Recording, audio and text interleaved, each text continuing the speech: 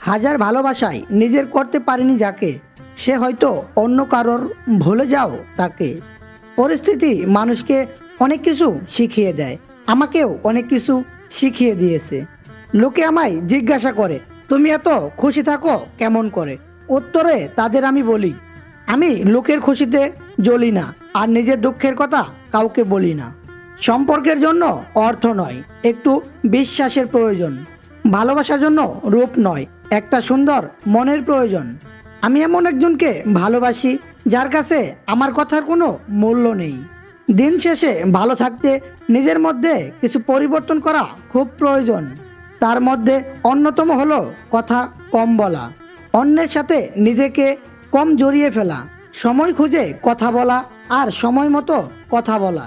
এই দুটো একটা সম্পর্কের মূল্য বুঝিয়ে দেয়।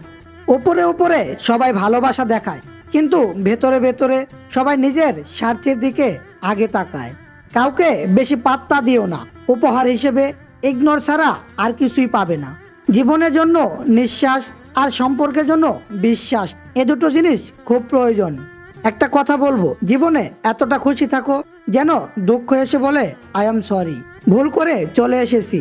একটা কথা কি জানো তো, যে মন থেকে চায় সে হাজার চেয়েও পায় না, আর যে সহজে পেয়ে যায় সে কখনো তার মর্যাদা দিতে জানে না। জীবনটা এমন হয়ে গেছে, আমি নিজেও বুঝতে পারছি না আমার কি করা উচিত। টাকা দিয়ে সবকিছু কেনা যায়, তবে ভালোবাসা নয়। দূরবীন দিয়ে সবকিছু দেখা যায়, কিন্তু হৃদয় নয়।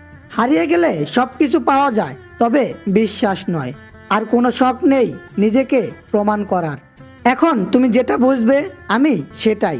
জীবনে যদি খারাপ সময় না আসতো, তাহলে আপনজনের ভেতরের পর আর পরের ভেতরে লুকিয়ে থাকা আপনকে কখনো বোঝা যেত না।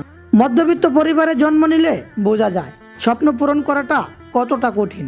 বাস্তবে যাকে ভেবে তুমি দিন দিন নিজের ভেতরে শেষ হতে থাকবে, সে একদিন তোমাকে বলবে, কে বলেছিল আমার জন্য নিজেকে শেষ করতে?